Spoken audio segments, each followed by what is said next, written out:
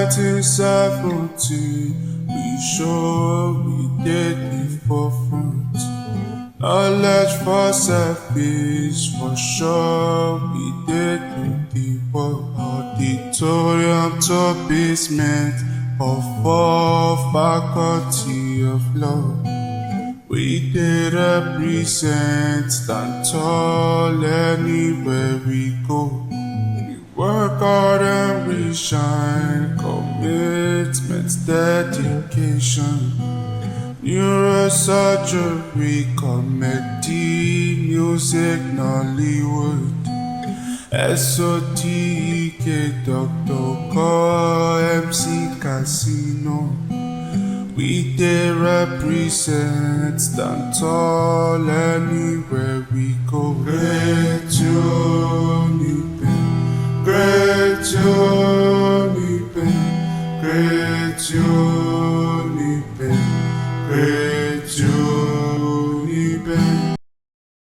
Hello viewers, welcome to another episode of the UNIBEN Alumni Series. I'm Kevin Omoruyi, I'm the host of this show. And this is October 1st. Happy Independence to Nigerians and friends of Nigeria as well. While the country is celebrating our 65th birthday, our 65th anniversary, the Faculty of Social Sciences at the University of Benin is also celebrating, but this time around 50 years. The faculty was established in 1975, 5 years after the university was established. And there are a lot of events lined up to celebrate this anniversary. There's no other person that's in a better position to talk about this preparation than the Dean of the Faculty of Social Sciences, is Professor Omoruyi Osunde. Thank you very much, Prof, for joining us today. Thank you so much. Thank you. Prof, as I earlier mentioned, the faculty, our faculty, the faculty I graduated from, that you graduated from as well, and you are the current dean of the faculty, will be 50 years. Yeah, it's 50 years already, but you as a dean, you are spearheading a celebration, 50th milestone celebration. What are the plans on ground, Prof? What do we expect to see?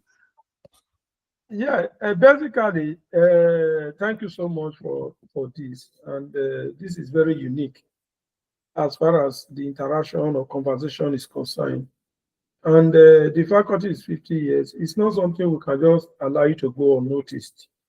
And it is the time for us to actually look at the faculty holistically and call on our brothers and sisters who have graduated from that faculty, especially in particular, the University of Benin in general, to start to look inward to see how we can further develop the faculty as a whole.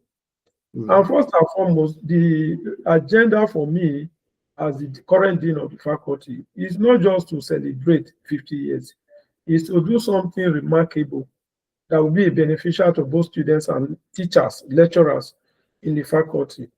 For example, a very clear-cut example for me is we have started doing a lot of things as the faculty members of that particular great faculty. For me, what I wanted to showcase for this 50th anniversary is for us, because all of us, both those who took electives then and those who are members of the faculty and from outside the faculty, the H5A and H5B is a very huge class. Yes. Very huge class. So, and the capacity of that two lecture theaters is almost about 1,000 capacities of students. And we know that the University of Benin is a well-subscribed university by students all over the world. And I will tell you for free that the way those classes were is still the way they are now, even when I was a student at that time.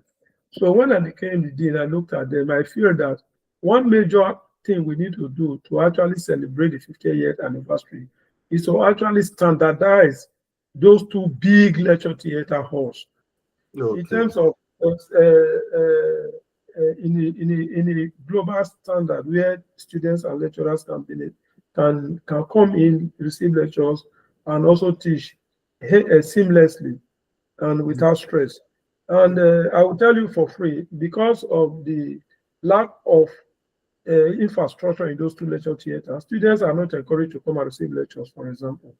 For example, when students are 5 minutes late, they'll feel that they don't have enough seat to sit on, and they will not bother to come. But I believe strongly that if they think they have enough seat to sit on, they will be encouraged to come and sit comfortably. Most of those chairs for the lecture theaters, they are all dilapidated. And I'm not saying that we needed resources now to construct a new lecture theater, but we needed resources to maintain the already existing structures that are on ground, the facilities that are on ground, so that students can start benefiting from that, using it maximally before we come now talking about expansion. There are a lot of infrastructures that are there, but they need constant and continuous maintenance and standardization of them. I think that is for now, that's the goal, because there are a lot of issues in the faculty, but we cannot do all in one day. So I want us to just at least narrow the scope down to what we can have capacity for and do it very well. That will then after a while we start looking at other directions. Yes, thank you, Prof.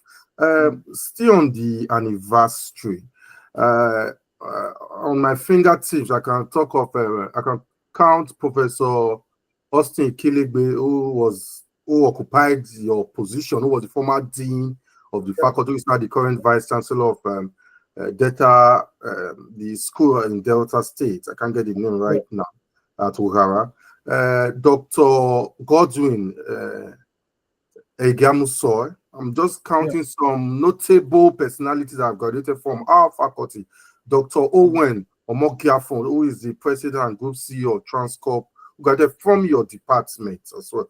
So we have a lot of alumni who are in high place, who are captains of industries.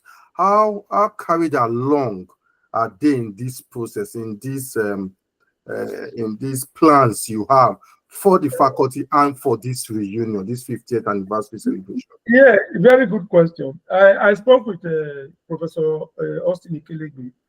In fact, this vision that I'm driving now, he initiated it earlier on when he was the dean, before he eventually left. From time to time, he calls me to say, how far are we going about this? I told him, this is the right time for me to actually showcase that vision as at that time, because I was equally in line with that vision. But for Dr. Godwin Egiamusoy, who is the founder of Labo Group, he's my personal friend and a senior brother to me. We have a very close knitted relationship. And I believe strongly in 2021, he painted the whole faculty. Yes. Yeah, both the faculty of arts and the faculty of social. Yes. So he has done a lot for the University of Benin. I have equally contacted him. I even spoke with him yesterday precisely on this whole matter. And he told me that he will see what he can do, but he will come. If he's not too occupied, he will come. I told him, you have to come. Because somebody like me is so close to you, like your son is occupying that position. He's doing this an important event. You cannot afford not to be present. He said he will work around that. So I have. So, and other stakeholders I have tried to reach. You know, basically, I don't know all of them. For example, somebody like you must know some of these people. So I'm trying to reach out to those who knows other persons that can be of help and useful to this project, to contact them and inform them about it. I think it was the day before today, one of our old boy too, an alumni, one of them, somebody introduced him to me. And I called him, and he came because I organized the faculty lectures on Wednesday. I brought somebody from the diaspora, a white man who was my supervisor on my PhD to come and deliver a lecture, trying to show global recognition of the university and to encourage our young ones, our students who are there to say, yes, education is never a scam in any standard. So these are the teaching contributions I feel we can do to promote the image of the university and to also allow our students to get the benefit of what we have gained over time. And more fundamentally, again, the reason why I'm trying to do this is not for me as an individual. It's not for I'm a dean. It's for us, all of us, to actually try to make a difference, which other people can also emulate in the process. And that is, a lot of things have been there when this has been there over time. and they have done their own bit and they have left. But probably their focus is in another direction. Yeah. But mine is in the direction of welfare of both staff and students. How do you now translate the welfare of students? It's for them to give a conducive affair environment to study. That's the only way you can actually protect and encourage students to learn also. And that is to promote the welfare of students. And that of the staff, it's not everything, it's not monetarily. It's the environment in which you learn, conducive environment. Yeah. I think that's exactly what we want to encourage, as the case may be. Yeah, thank you, Dean.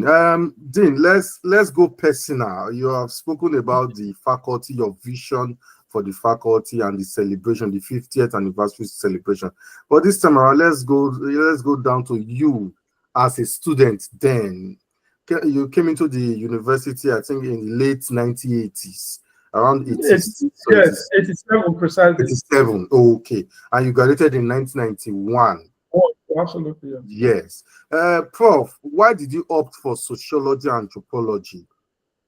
Yeah, I think somebody asked me this question. The white man I brought when we were coming to Lagos yesterday asked me a similar question. Why did you now decide to read sociology and anthropology?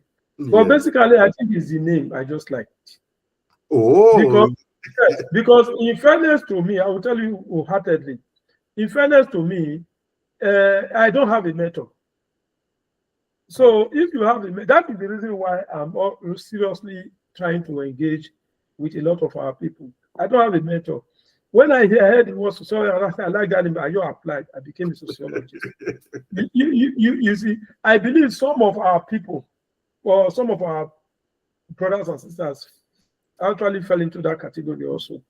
There, you know, it's only when you have, like, from a humble home, uneducated parents, as the case may be. So invariably, you know, nobody will come and tell you, do this for you to grow in future, do that for you to grow in future. You get what I'm saying now? Yes. So I believe I was given that direction from God Almighty.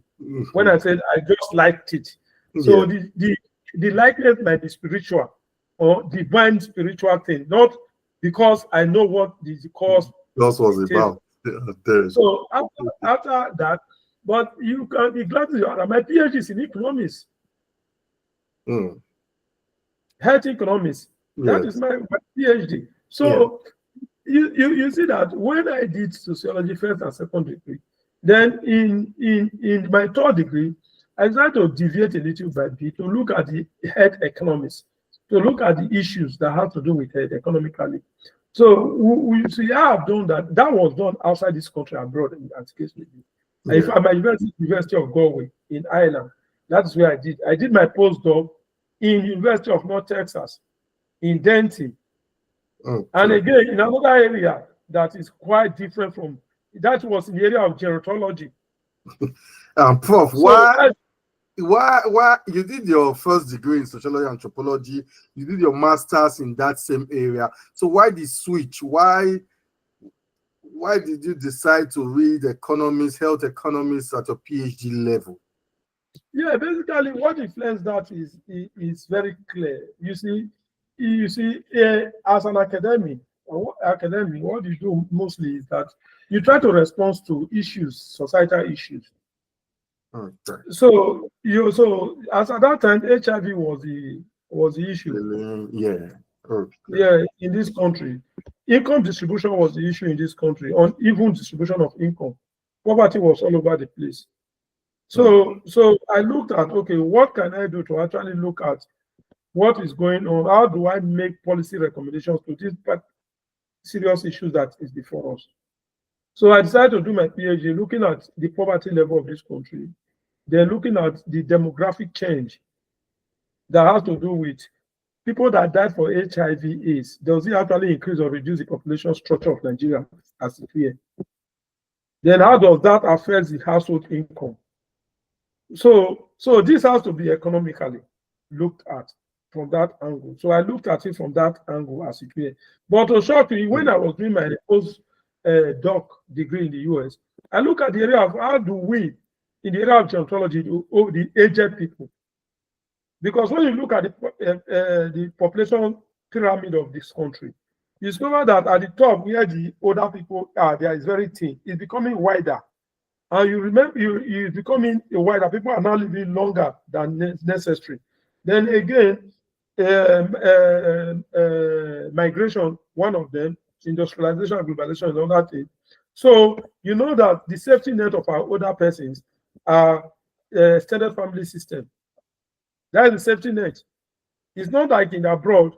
For example, you go to old people's home, and you know if you want to take your fathers to old people's home, as it's here in Nigeria, a lot of costs will be placed on you. Yeah. So what do we do in the real sense to begin to do some certain things that will help our older persons in this country? So all these are futuristic things that we must be looking out for. Because right now, as we speak, you know that the extended family system is eroding gradually, going down gradually. It's no longer there. And the older days when we were growing up, you said, oh, when your father trained you, you at the end of the day, you train your father when he becomes, it's no longer feasible now. It's weird. So all these are the things that we need to actually, as a researcher, to begin to find out policy directions to reduce and to actually solve some of these problems that is going to befall us in some years to come. I think these are all my motivations that that's why I did not just go, I'm a multidisciplinary person now.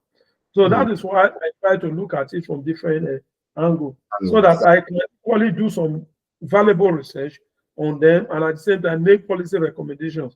If the government of Nigeria will look at it, fine. But if it does not, people that are closer to me from the household level can look at it and apply them for our own use. Okay, Prof. Prof, let's talk about your time as a student of UNIBEN, especially as an undergraduate student. How was it like? We're talking about the late 80s now, and if my records are correct, that was the time of late Professor Grace Alele Williams, as the Vice Chancellor of our university. How was it like for as a student? I've had guests on this show who were students in the 70s when the school was established, and they talked about how their living condition was better than what we have currently. 2 to 1 in a room, and they had a lot of subsidized items given to them, even free items at times. But for you, you came about 17 years after the school was established. How was living like in school? How was the campus like for you, Prof? Well, the campus for me, when I was in room 101 block, a hotel block C, we were about 11 in a room. It's not that different. 11 of us were in a room because we support one another. But I think the rationale for that is that we don't have these extended campuses outside the way they are now. There was no outside campuses. So all students were within the within the university environment. At least 95% of the students were within the university environment. And we are not as much as we are now. Because as at that time now, my class in the final year were less than 40. As at that time. But right now you have 200 persons, 300 persons, 4 or 5 as it may be. So as equally, the standard was a little bit high in the sense that money has value as at that time. And there was what we call value and culture that were in place. The issue of cultism were highly noticed. Even though it is there, but you hardly noticed it. Then the idea of fighting here and there, the way it is now, we are not there as at that time. So everybody, we are all living like a family. As it were. So you are free to move in and out at any particular time of the day.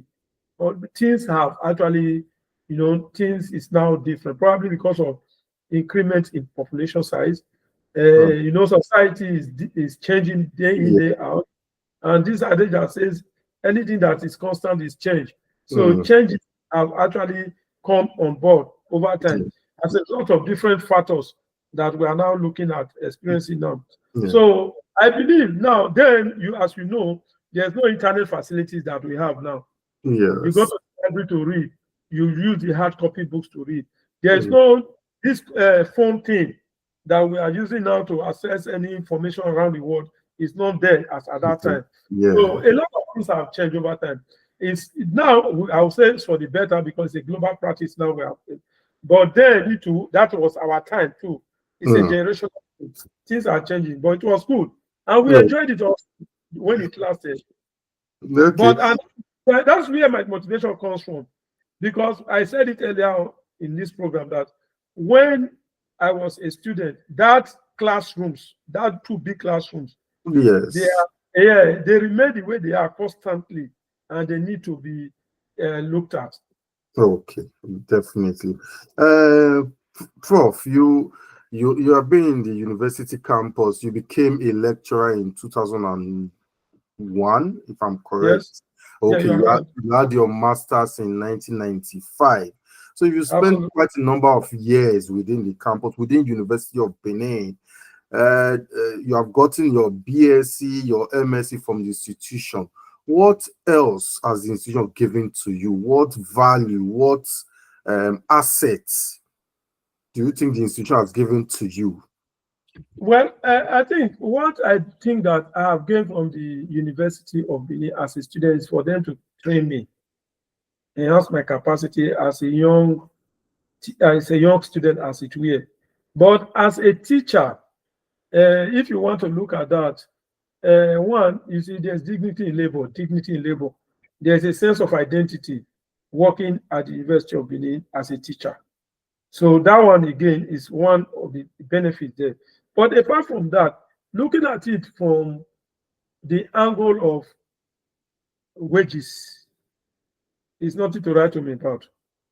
So I think Which is a national national issue. issue. Yeah. So, and also again, the motivation we derive from what we are doing now is that when we see our own students that we have trained over time doing well, the type of recognitions they give to us is a source of motivations for us, one.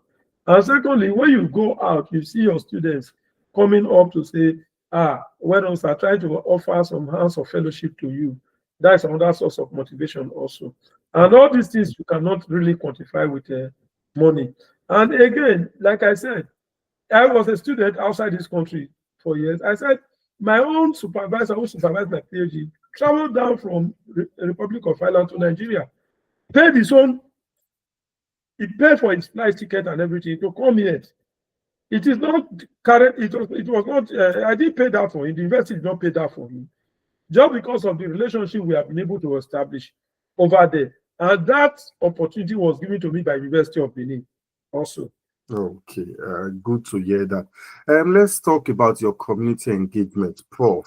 You are involved with several organizations like LAPO, BMC, and earlier on you mentioned Dr. Godwin Egamuso, who is the founder of LAPO. Now, how do you think your academic can effectively engage with communities and drive positive change through these organizations? How is your expertise in sociology and health economics, especially at this time, help this organization in discharge of their responsibilities? Yeah, you see, one thing about the sociology is when you study sociology, it helps you to have social interactions with human beings. You know, sociology is the study of human beings and its environment, basically. And social interactions, a constructive and positive social interactions, can make a lot of changes in a human's life. That is one. And it can give direction, positive direction. In terms of healthcare systems, that I'm a board of director at a Benin Medical Care. Again, is another aspect of social interactions. You see, Benin Medical Care as an institution is an hospital that actually care for those who are not well. You know, when you say those who are not well, it's of different degree, and they need help, and they need to be supported, so that they get well. I think that's the essence of the hospital. So at the end of the day, with your training, with your background training as a sociologist, who knows that human interaction, social human interaction is very fundamental, positive one for them is very fundamental. To actually psychologically support those who are in need or the vulnerables. So that training has enabled me as an individual to actually carry out these responsibilities. Like for that of the LAPO aspect of it, you know, is Lift Above Poverty organization. Yeah. The issue, the focus is on poverty. people that cannot eke out a living, how do you support them to actually fend for themselves and their family and equally train their children in school? So that's why the indicators of poverty was clearly spelled out for LAPO, for those they actually want to support. They equally have a scholarship team, a scheme that actually support those members of LAPO whose children cannot afford to go to school. So they support them by providing them some level of scholarship to some certain level. So all these has to do with the environment in which we operate on.